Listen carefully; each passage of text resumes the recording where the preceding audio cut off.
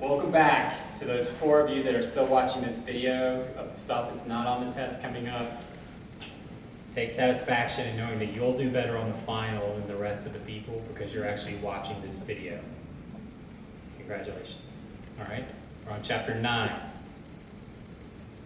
Chapter 9 deals with refrigeration and liquefaction. We were creating power and we were pretty much extracting work in chapter 8. Chapter 9, we're going to be having to add work to get the processes to work the way we want to. So we're going to learn a little bit about the ideal refrigerator, which would be a reverse of the Carnot cycle. We'll talk about refrigeration via the vapor compression cycle. That's what you might observe in your own house if you're trying to keep your house cool. We'll talk about how you choose refrigerants. And we'll talk about refrigeration based on vapor absorption instead of compression. We'll also talk about heating and cooling by heat pumps. A lot of you probably have heard of a heat pump before, but you don't really know, what's the difference between a regular air conditioner and a heat pump. We'll talk about that. And then we'll talk finally about liquefaction of gases by refrigeration. This is a big deal. You may not think about it on a day-to-day basis, but think about things like liquid nitrogen, liquid oxygen. Those have important roles in our world. How do we get that? How do we make liquid nitrogen, right? Because if we just capture nitrogen from the atmosphere around us, it's going to be a gas. How do we get that to be a liquid? So we'll talk about that as well.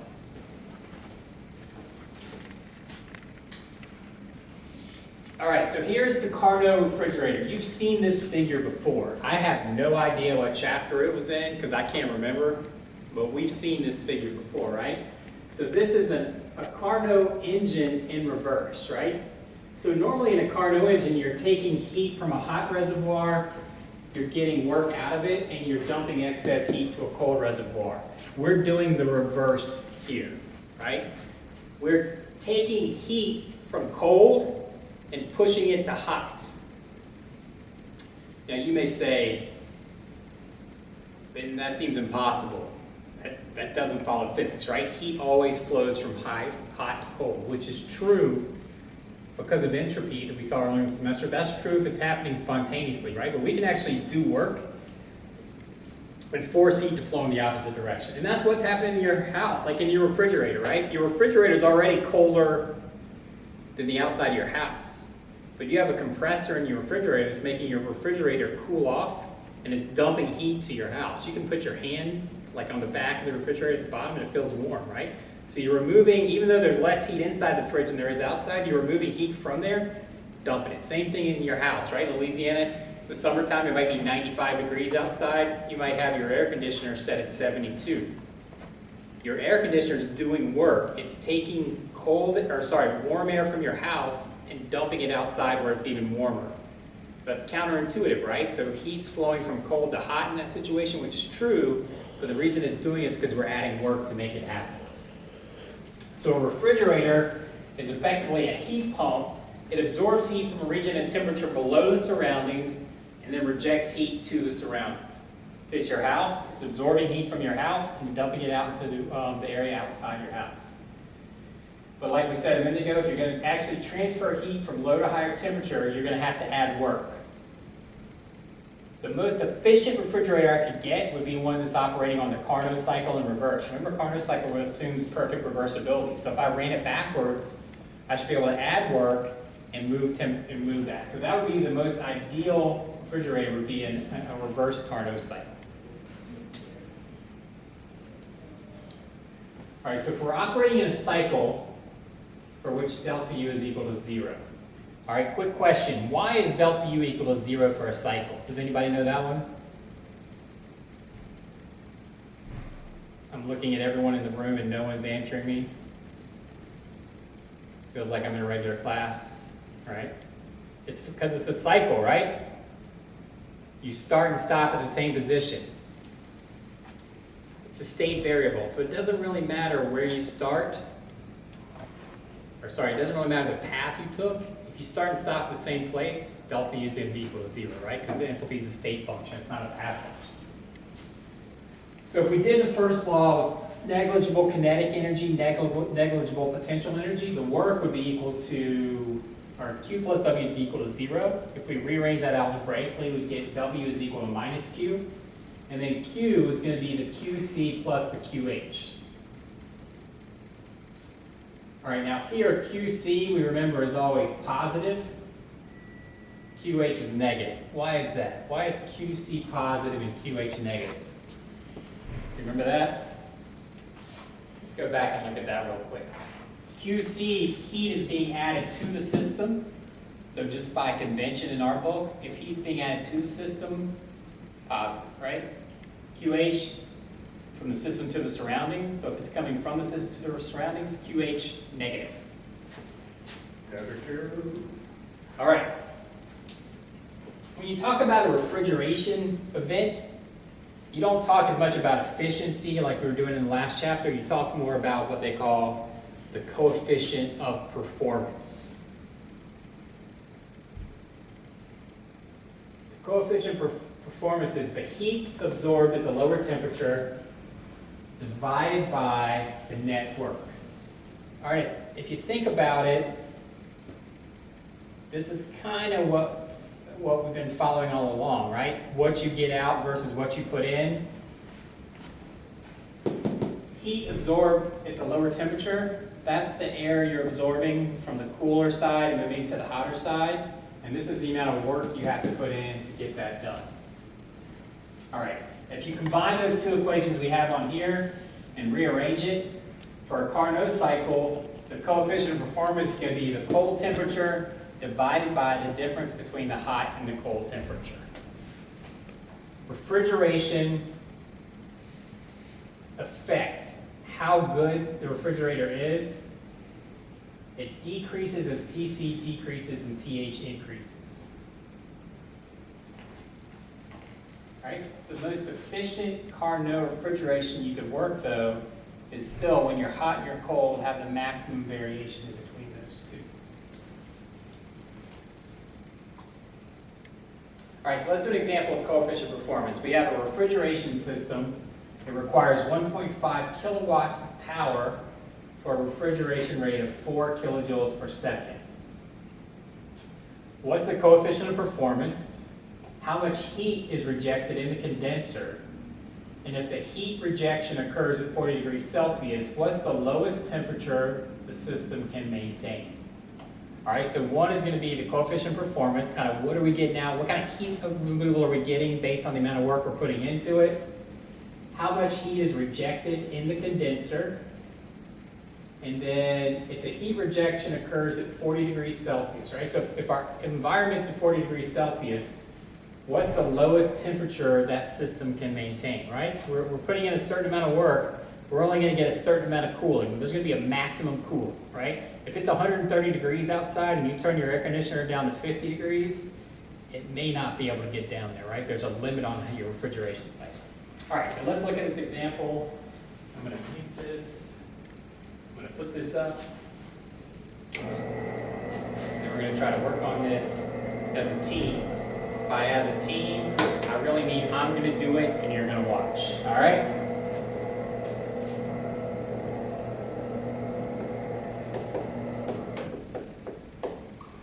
All right, that's the equation we just saw a minute ago. The coefficient of performance equals, turn them down or up? On. Turn them on? Yeah. All right. They're telling me you guys may not be able to see the seat screen very well. Does that help any? Does that help any? Does that help any? Does that help any? Does that help any? All right. So the coefficient of performance is equal to the QC divided by the W. So from our problem statement, we see that the QC, right, the refrigeration rate is 4 kilojoules per second.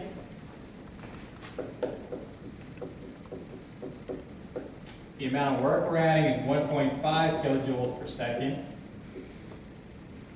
So the coefficient of performance, 2.667. And again, this is not atypical. This value often is bigger than 1, not like the efficiencies we set up, but that's just the way we have the math set up there. All right, the work is equal to minus QH minus QC. We saw that earlier. Okay, where does that come from? I just told you a minute ago, but let's go back over just in case you forgot. This is a closed system. So delta U is equal to 0 because it's a cycle. All right, and then we assume that delta kinetic energy equals delta potential energy, which is equal to 0. At that point, my energy balance becomes Q plus W equals 0. I could rewrite that and say W is equal to minus Q. My Q, my net Q for the overall system, is equal to QH plus QC. So if I distribute that negative sign, I get negative QH minus QC. Right where I am right there, right? So then I'm trying to solve for QH. Because in part B, they asked me how much heat is rejected in the condenser. The condenser's absorbing the heat from the cold side and dumping it to the hot side. How much is it dumping? That's QH. And in our situation, that's equal to QC plus W.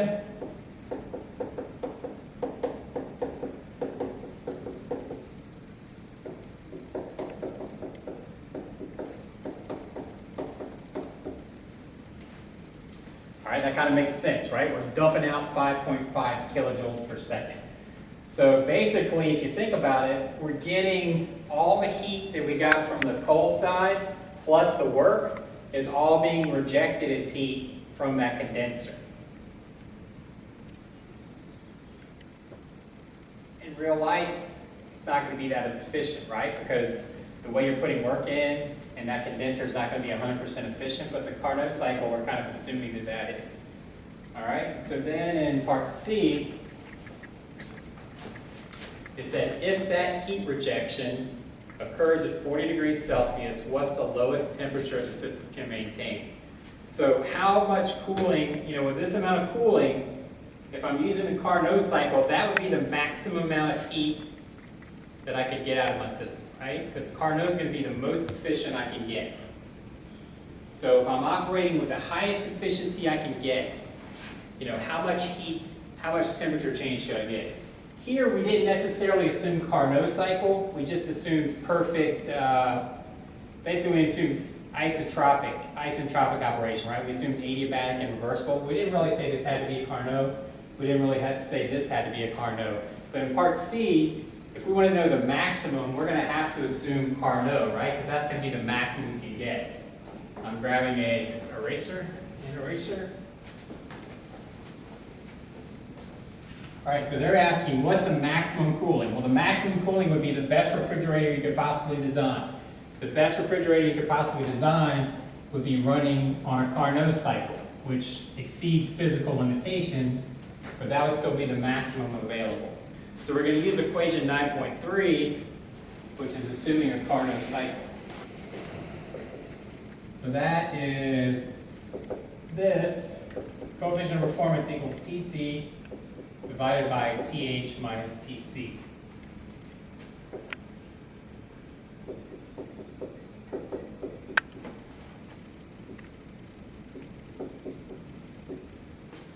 All right, that's a little bit of algebra.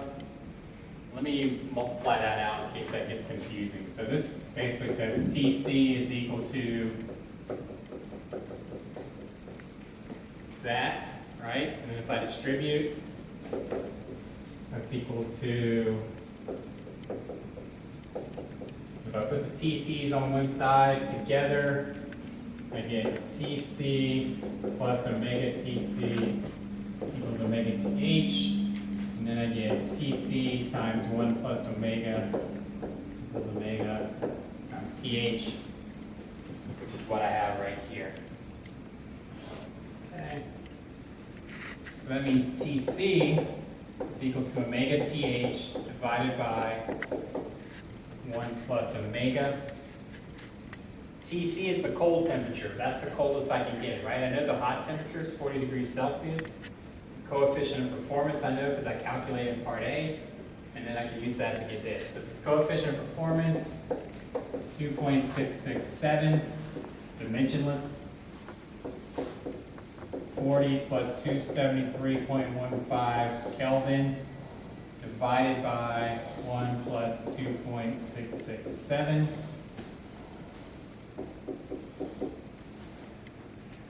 This is equation 9.3. Again, equation 9.3 only works if you're on a Carnot refrigeration cycle. But when you do this,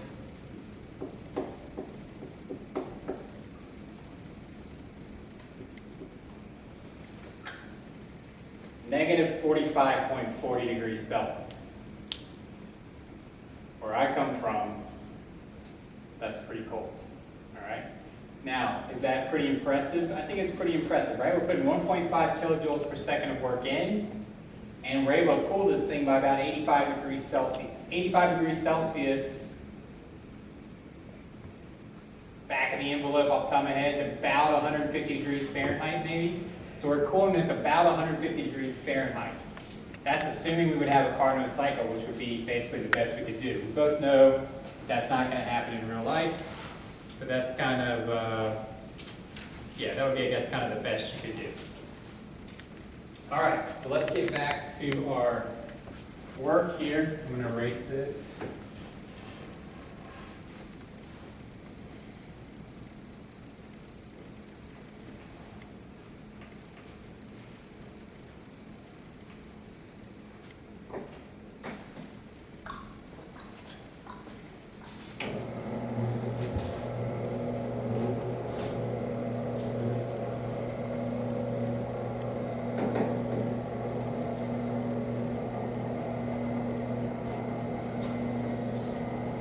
I gotta turn the screen back on. All right, so we're now looking at entropy temperature diagrams of a refrigeration cycle. The most commonly used one is a vapor compression cycle. And what do you notice about this compared to the cycles we saw in chapter 8? Think about the shape you see here. This is kind of like reverse from what we saw earlier, right? But it's similar, but it's basically the reverse of generating work because we're adding work to get heat to flow in reverse. The Carnot cycle is impractical, right? For reasons we talked about last time. You don't want to run a Carnot cycle where you rush, number one, it's physically impossible. Number two, you don't want to have cavitation in your pump. You don't want to have, that's the main reason. Cavitation in your pump, you don't want to have a lot of vapor, liquid equilibrium going on. So here's kind of what we have going on. We've got, we'll talk about this in detail in a few minutes, right? But you have a liquid that's going to come through your evaporator, right? And then it's going to run through a compressor. That's where we're going to add work, is in the compressor. Then it's going to run through your condenser where it's condensed. And it's going to flow through a throttle valve where it's then converted back to a different pressure liquid so we can feed it back to the evaporator. We'll go through those steps in more detail in a minute. Here's what I want you to note, right? This is kind of like an idealized and a real cycle all in one here. This 3' would be ideal. This is isentropic. So what is this assuming here? That's assuming our compressor is adiabatic and reversible. We know in real life that's not going to be true. We're going to have some efficiency associated with that compressor. That's what you're going to see on this line right here. All right, so let's move on here. All right, so let's talk about these steps in a little more detail. So step 1 to 2 is an evaporator.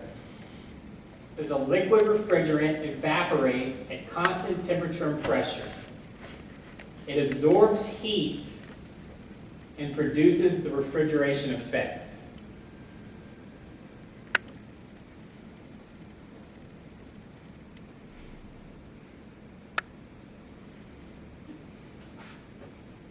All right, so I've got a liquid coming through my evaporator. I need heat to make that liquid evaporate, right? At a constant temperature and pressure, I've got to add heat. Where do I get that heat from? There's that guy outside that stole our crawfish and our beer. We had a crawfish boil last weekend, and this guy was stealing our beer and our crawfish. Now he's outside smoking a cigarette. This is a smoke-free campus, and he's giving me dirty looks. What? He tried last night too. He tried last night too at the student crawfish boil. Guy's no good, man. All right, sorry, we're off track. All right, so we've got an evaporator that's going to take a liquid. It's going to absorb heat at constant temperature and pressure and convert that liquid to a vapor. Where does it get the heat to convert that liquid to a vapor? Where do you get that heat supply for the heat of vaporization? Anybody know?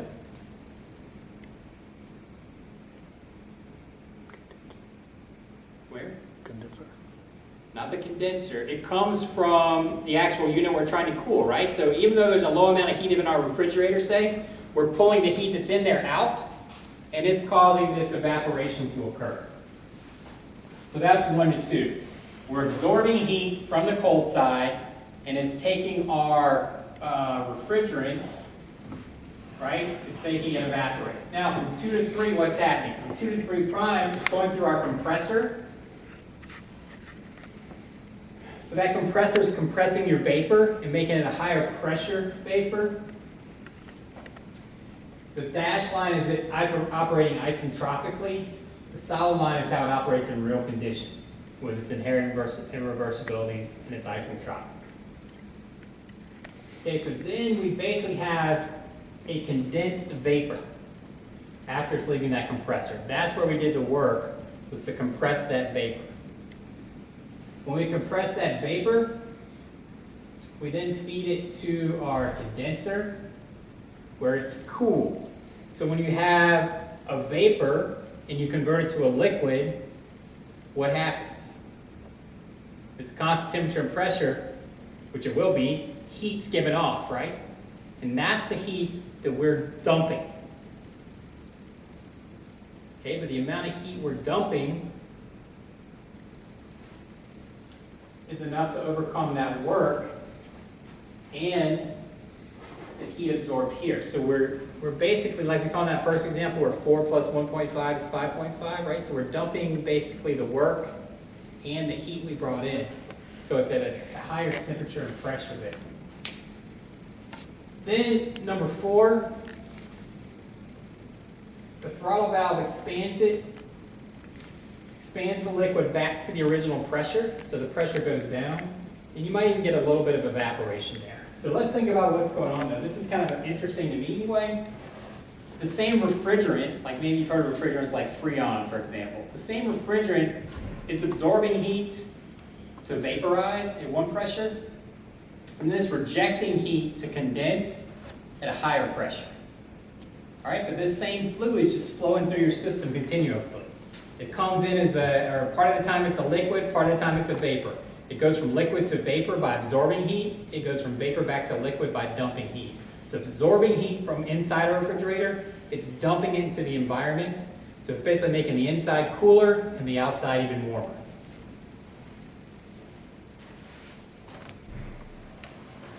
All right, so what are some of the equations you might see if you're working with a vapor compression cycle?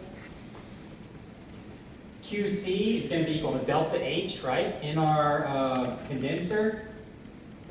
Or sorry, when we're absorbing heat into our compressor, the difference in the enthalpy from 2 to 1, the difference in the enthalpy of the vapor minus the liquid, that's the energy balance. Q is going to equal to delta H, right, because there's no shaft work going on during evaporation. No change in kinetic or potential energy. All right, same thing for the hot side. The difference between the enthalpy here and here is equal to the Q of H.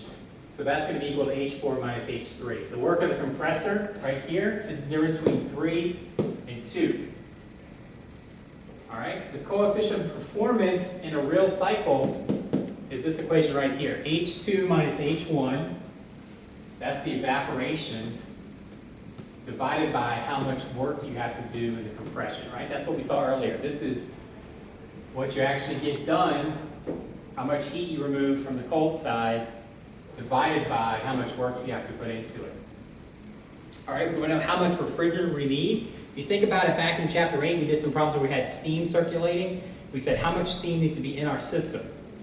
Same thing here, you have to have a certain amount of coolant to cool as much as you want to cool, right? You have to have a certain mass flow rate. If you want to calculate that mass flow rate, This is what it's equal to, QC divided by H2 minus H1. You know, when you're looking at these problems, you may say, man, I don't know anything about refrigeration, this is hard, right? But if you break it down into step by step, it's not that bad, right? This is just evaporation with no work, no kinetic energy, no potential energy. Q is equal to delta H. If I can get H final and H initial, I can figure out what Q is. All right, so just break it into small pieces you know how to do, and it's not as overwhelming. All right, now you may say, hey, big boy, when we were doing steam tables for steam power plants, that made it easier to do. I'm not using steam as a refrigerant in my refrigerator, right? I have certain refrigerants we're using. So where do I get those values? All right, well, refrigerant data is actually found in some of these places. You can look at it in tables or in like pH diagrams. pH is in pressure versus enthalpy. pH diagrams show all the required enthalpies that you need. All right, small pressure drops do occur in the condenser and evaporator due to fluid friction. But a lot of times we don't account for those if we're doing calculations, but the chart will account for that. And you can see that when you're using the chart. For a given TC and TH, the vapor compression cycle results in lower coefficients of performance than the Carnot cycle. Does that make sense? You bet it makes sense, right? We're not going to get the same performance from a non-ideal refrigeration cycle as we would from an ideal refrigeration cycle.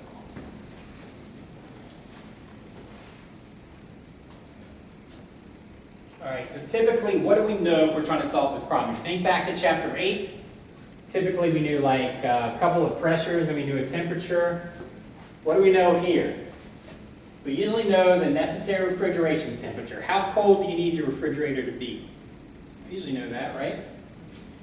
I usually know the temperature of my surroundings. You know, what's room temperature in the room where my refrigerator is. I usually know the compressor efficiency. If I'm ordering a compressor and installing it, I'm going to have some kind of efficiency I get from the manufacturer. And I'm going to know the minimum temperature difference I need for heat transfer, right? Heat flows from hot to cold. If I have two things that are the same temperature, there's going to be no heat transfer. So I have to know how much heat transfer. Why do I care about that? Because for my refrigerant, it's got to be the temperature sufficient that heat will flow from the refrigerator to that refrigerant for the evaporation to occur. All right, the minimum temperature difference in the evaporator and the condenser is the difference between the temperature of the process fluid and the surroundings or the refrigerated area. You got to be able to get heat transfer, right? It's got to be cool enough to dump heat to the environment and, warm enough compared to the environment to dump heat to the environment. It's got to be cool enough compared to your refrigerator to pull heat from the refrigerator. You have to have heat flowing from hot to cold.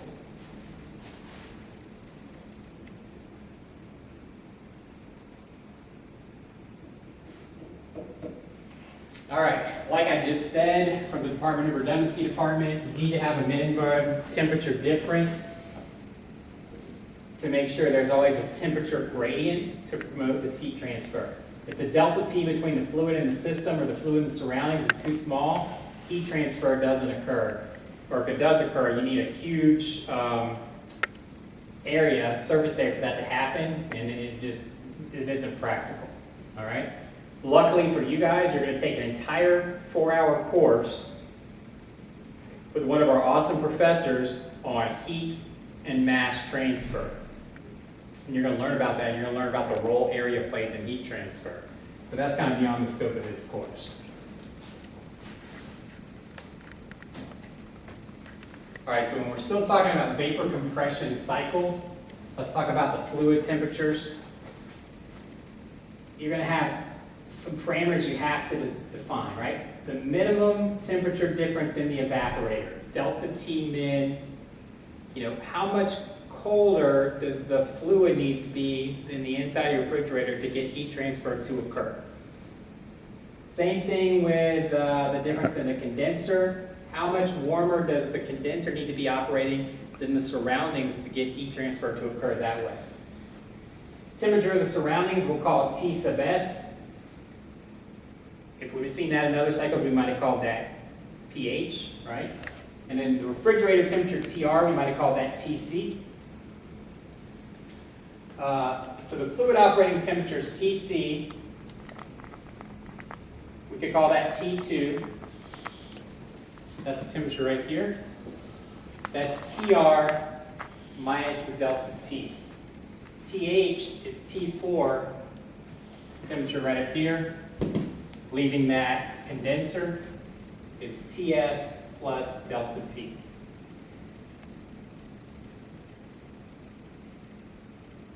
All right, so if we know the temperature of the refrigerator, we subtract off the minimum temperature, that's the temperature TC's got to be, or that's the temperature we've got to be operating at, right?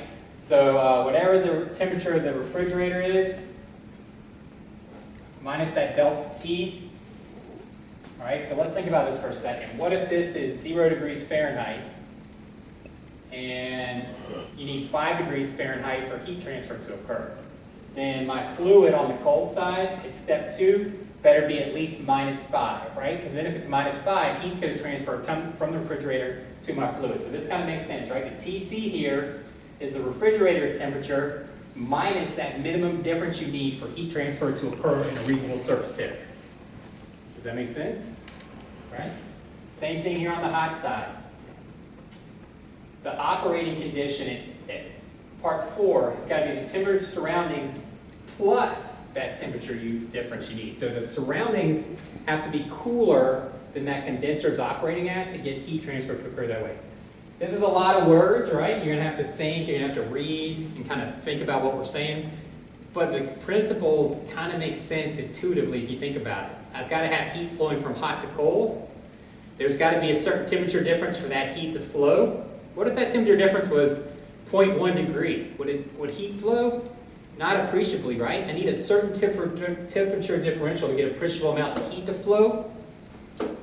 That's what this is, right? So I got to make sure I have a temperature difference to get heat to flow from hot to cold.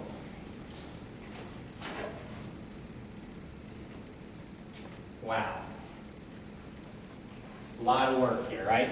A lot of words anyway. How do you pick the refrigerant you want to use? You need a refrigerant. How do you pick one to use? All right. Interestingly, the coefficient of performance for the Carnot refrigerator is independent of what refrigerant you choose. It doesn't really matter. Now, when you have irreversibilities, the refrigerant's going to, different refrigerants could give you different amounts of irreversibility, so it does matter.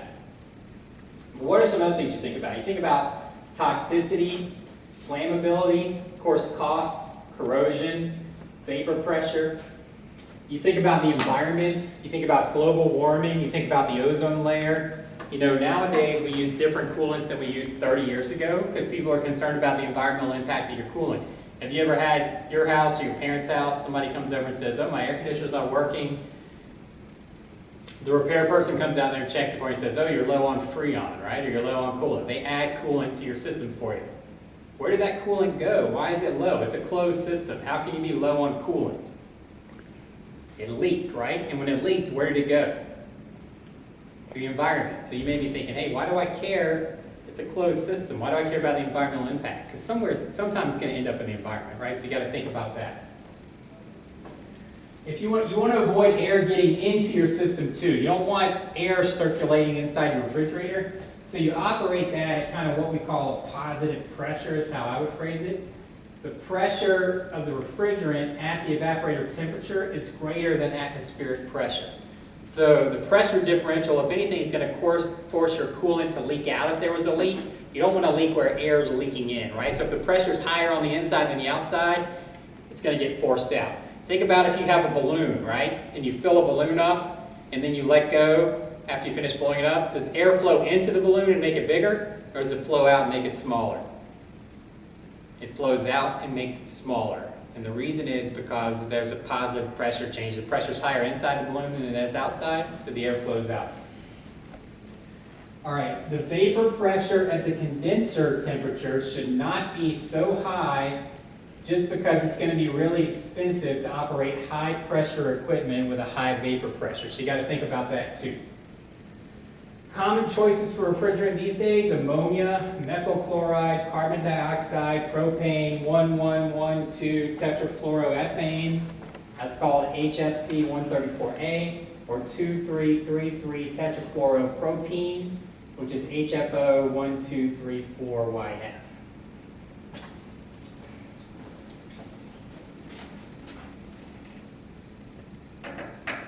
All right, from T2, the constraint that the pressure at 2 must be greater than 1.01 bar to maintain that kind of positive pressure I talked about.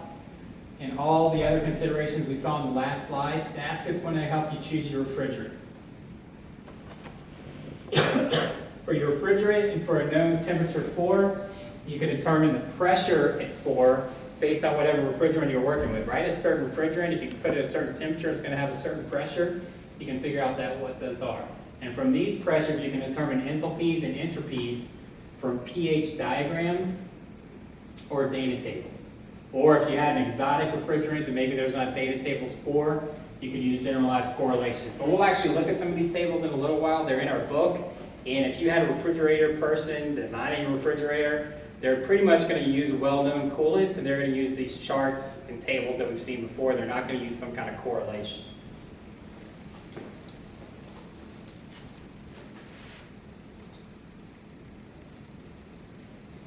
All right, so once you know T2, P2, you can find H2 and S2 from tables or diagrams. Again, we're just kind of going through steps on how to solve a vapor compression cycle, and we'll do an example in a few minutes to actually solve a vapor compression cycle. So if you know T2 and P2, you can find H2 and S2. But initially you're going to have to assume isentropic behavior in your compressor. So you're going to have to assume that S3 is equal to S2. Same thing we did with turbines and compressors before. And then you're going to know P4 is equal to P3 and S3 prime. So you can find T3 prime and H3 prime using your tables or charts. That may require interpolation. Again, you're solving for the ideal behavior. But once you do that, you can get ideal work. And then once you know ideal work, you can use the compressor's efficiency to get the real work. Once you know the real work, you're going to go back and get all the values at 3 to the real values, not the ideal values.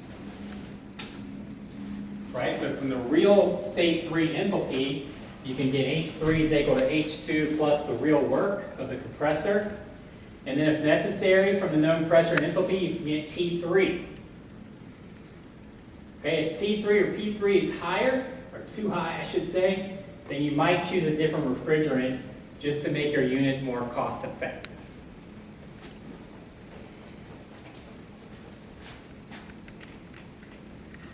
Once you know T4 and P4, you can find H4, and then you can determine your condenser duty. What do I mean by condenser duty? That's basically what kind of heat transfer rate I need out of my condenser. Q of the condensers is the QH, and that's just H3 minus H4. I know the real H3, I know H4, the difference of those will give me that duty.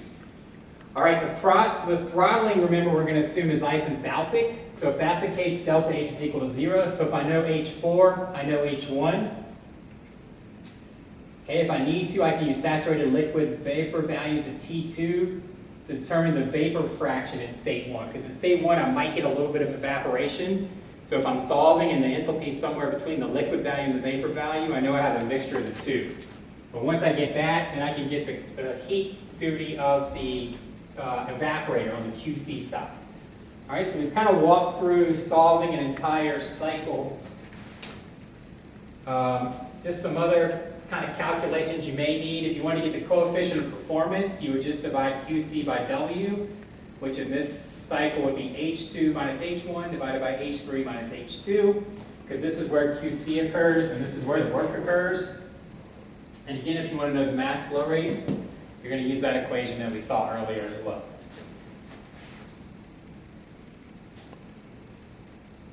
What is this beast right here? That is basically a pressure enthalpy diagram for a common refrigerant that we talked about a few minutes ago, R134A. This is better than having to solve hard equations. This is worse than having to use a steam table. But you're going to have to get used to kind of reading these charts to get the information you need to solve a vapor compression cycle. When you look at this chart, you think, holy cannoli, this is complex, right?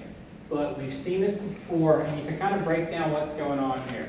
All right, what's happening if I'm on this side of the chart, right in this area right here? You may not be able to see what I'm pointing at. All right, so what's happening in this side of the chart right here? What phase are we in?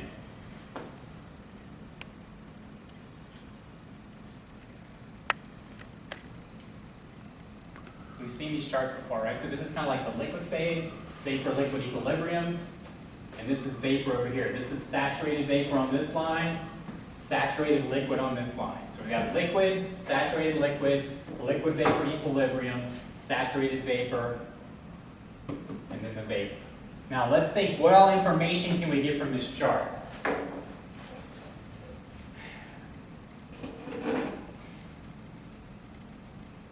So let's look at what all's on here. So before I show you what all's on here, there's one other thing I want you to think about.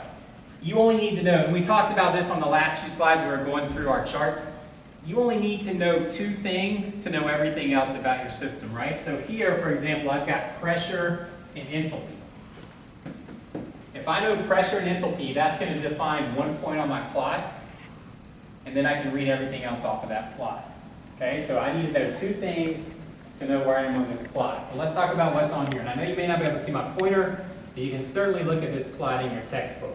So you've got the pressure, you've got the enthalpy, all right, you've got the density, you've got the temperature, you've got the entropy.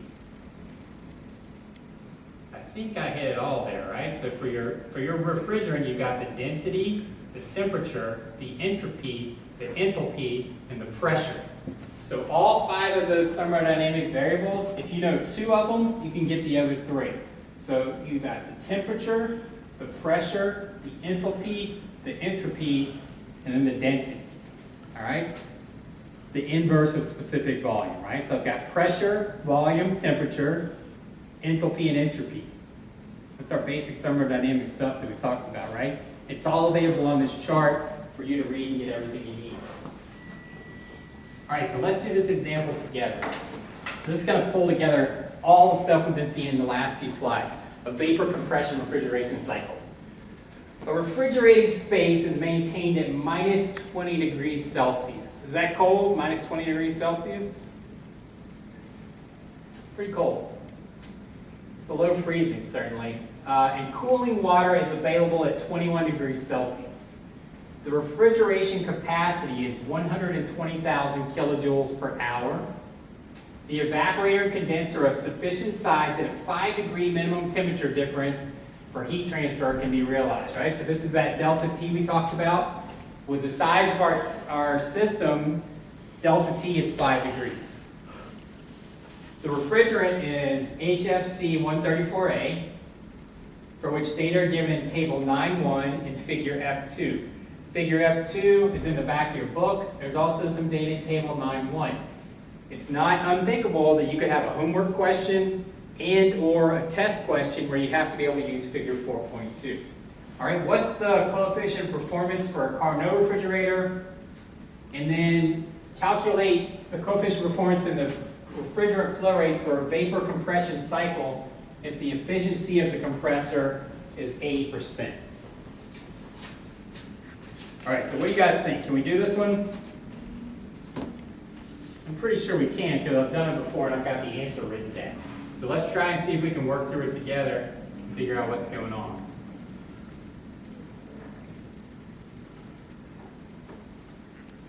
Okay.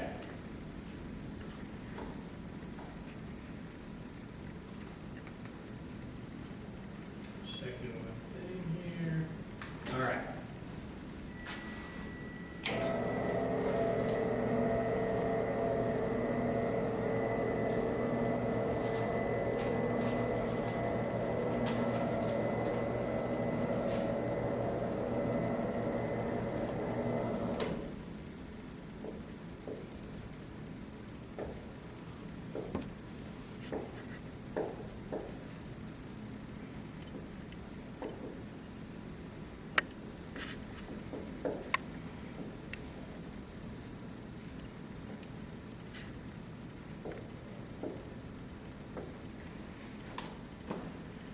hopefully when you look at that, you're not overwhelmed, right? That's the refrigeration cycle vapor compression, but you look at it, you're like, that doesn't look a ton different from that steam power plant.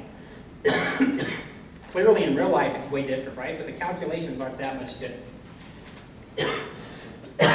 So I've got my evaporator, my compressor, my condenser, my throttling device. I can do an energy balance around all of these systems and eventually get everything I need to know. All right, let's talk about some things that I know here. I know that QC is equal to H2 minus H1, right? That was in our slides earlier. Q is equal to delta H, closed system, or sorry, the flow here, Q is equal to delta H. For that individual, for this individual system, right, we've got flow going on here in this system. So QC is equal to delta H, QC is equal to H2 minus H1. QH is equal to H4 minus H3.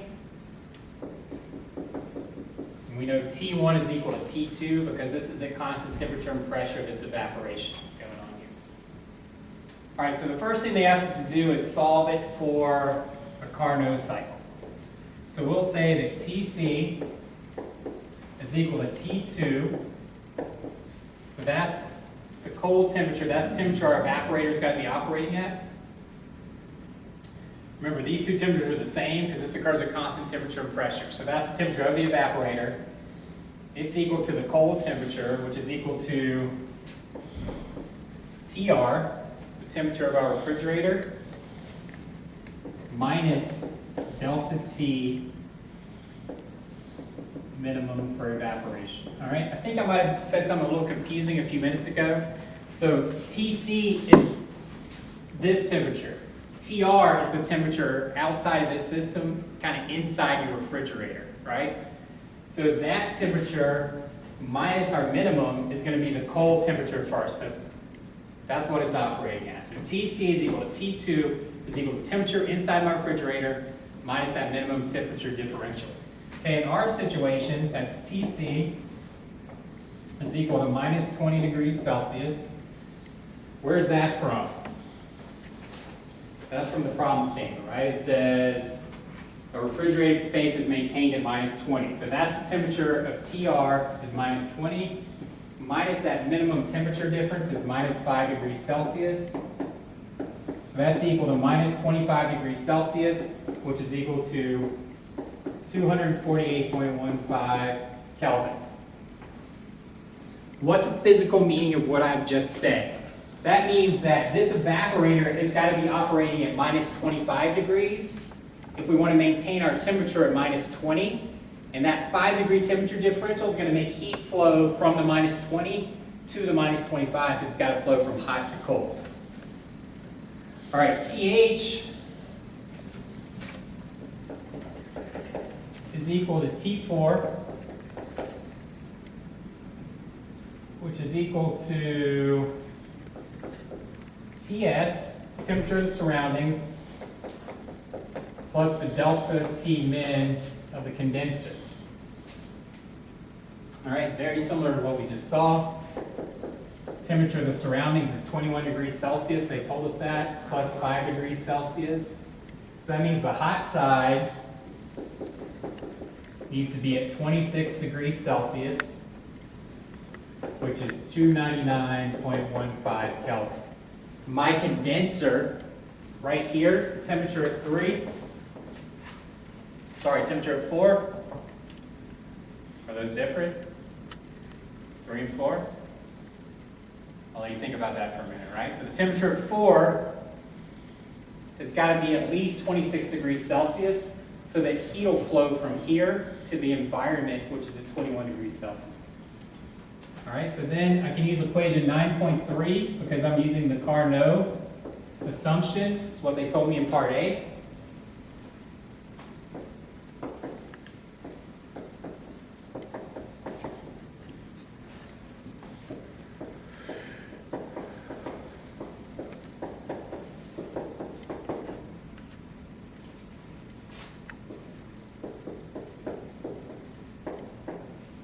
All right, so that's 4.817, or sorry, 4.87.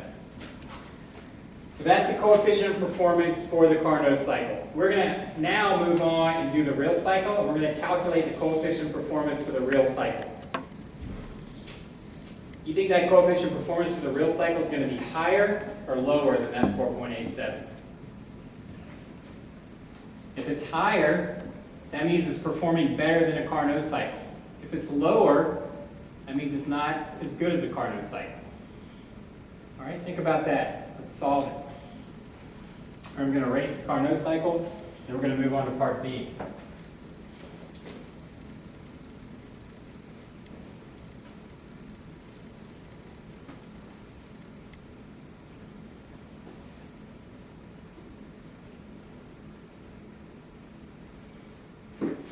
All right, nothing else has changed so far.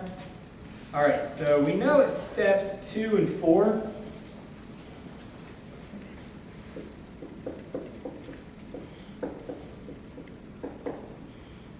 We know we're saturated. And so we're going to have to go to table 2.91. I think I said that wrong. We're going to have to go to table 9.1. Table 9.1 is going to have thermodynamic data that's going to be relevant to the coolant we're working with. If you're working with that coolant, using that table is going to be easier than reading that nasty chart that we saw earlier. Okay? So let's just write down what's going on in some of these steps. 2, then we have T2 equals minus 25 degrees Celsius. P2, 1.064 bar. The enthalpy of the vapor, 383.45 kilojoules per kilogram. The entropy of the vapor, 1.746 kilojoules per kilogram Kelvin. All right, it's state 4. The temperature is equal to 26 degrees Celsius. We got these from part 1. The pressure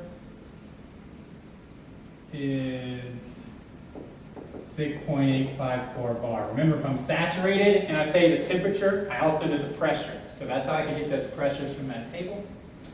And then H4 for a liquid, 235.97 kilojoules per kilogram. And S for the liquid is equal to 1.125 kilojoules per kilogram Kelvin.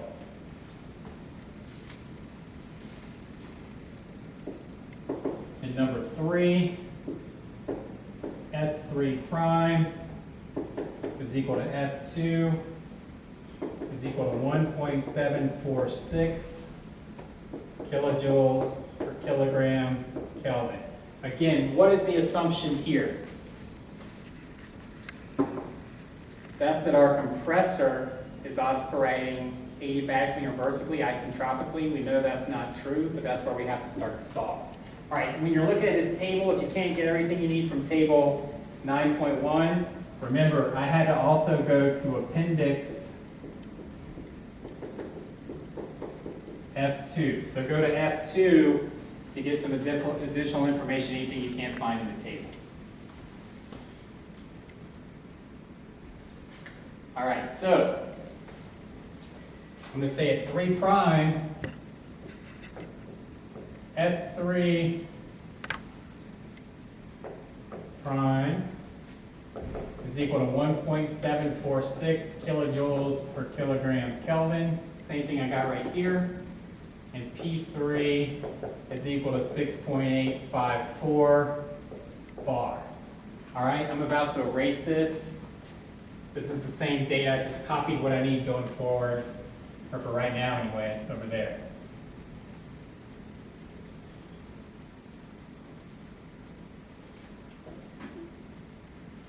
Okay, so if I know at 3 prime, I know the entropy and I know the pressure, I know 2 things. What does that tell me? That means I can go to F2, which is the table we saw a few minutes ago, or yeah, the chart, I should say, not the table. But we can go to that table, that pressure versus enthalpy table, and get everything we need. Okay, so I'm going to let you practice reading the table, but I'm going to show you the values I got and you can practice, right? Because you need to practice that. But if I know the entropy and I know the pressure at point 3, I can get the rest of the thermodynamic variables. So I read those off from F2. That temperature is going to be equal to 35 degrees Celsius, or 308.15 Kelvin. And H3 prime is equal to 421.97 kilojoules per kilogram. All right, and these two I got directly from F2. All right, so I read those from F2. That's not easy to read. And again, if you're reading tables, you may say to yourself, can you really read 421.97 from a table or from a chart? Yeah, you and I might be not exactly the same, but it should be close, right? You might read 421. Somebody else might read 422. But you should be in the ballpark anyway, right? And I won't take off if you're in the ballpark. All right, so then delta HS, the isentropic enthalpy change in our compressor, is equal to H3 prime minus H2. So that's 421.97 kilojoules per kilogram, which I just got, minus 383.45 kilojoules per kilogram, which I had on the board a second ago that I got from that table. So that difference is equal to 38.52 kilojoules per kilogram. Okay, that's the ideal work I would have to add to that compressor. I would have to add 38.52 kilojoules per kilogram of coolant. All right, the actual delta H in the compressor is equal to that isentropic value divided by the efficiency. So that's 38.52 kilojoules per kilogram divided by 0.8, which is equal to 48.15 kilojoules per kilogram. Okay, I can use that to solve for H3. So H3 is equal to 48.15 kilojoules per kilogram, which is basically the work, plus H2. Let me actually write H2 down here. All right, and H2 is 383.45 kilojoules per kilogram. So the actual work is equal to, hold on, I wrote something wrong here. Oh yeah, sorry, that's it. Sorry, the actual enthalpy is equal to these two added together. Hold on, I've confused myself for a second here. Yeah, actually, I didn't even solve for that. I just left it as H3 minus H2. All right. I don't have a calculator. Does anybody have a calculator here? Let's see if I can do this in my head. H3 is equal to 0.6, and that's 1. Carry that is 13. All right, I think that's 431.6 kilojoules per kilogram. All right, but don't quote me on that. But that's the real H3, okay? So the fake H3 is right here, 421.97. The real one's 431.6. And the difference of that is due to our irreversibility. So, you know, the actual amount of work you would put in would be the ideal amount of work would be 38.52 kilojoules per kilogram. The real amount of work would be 48.15 kilojoules per kilogram. So that 80% efficiency causes you to have to put in quite a bit more work, right? So that's where you get the difference in these enthalpy values. All right, so let me also remind you that H1 is equal to H4. Okay, so now I know H1, H2, H3, and H4. I can solve for the coefficient of performance and for the mass flow rate. So I'm going to erase this, and I know all these H2, H1, H3, and H4. I've solved for all those already. All right, so I'll say my coefficient of performance is equal to H2 minus H4 divided by H3 minus H2, and that comes out to be 3.06. That was our work that we got a minute ago. That's 48.15 kilojoules per kilogram. And the H2 we got a second ago is 383.45 kilojoules per kilogram. The H4, which is the same as H1, 235.97 kilojoules per kilogram.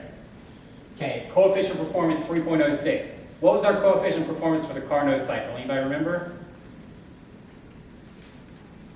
It's 4.87. All right, so this is lower. Right, that's lower than 4.87, which is what we got with Carnot. Does that make sense that it's lower? Yeah, because it's not going to be as good as an ideal cycle. It's not ideal, it's real. All right, then our mass flow rate, that's equal to QC divided by H2 minus H4.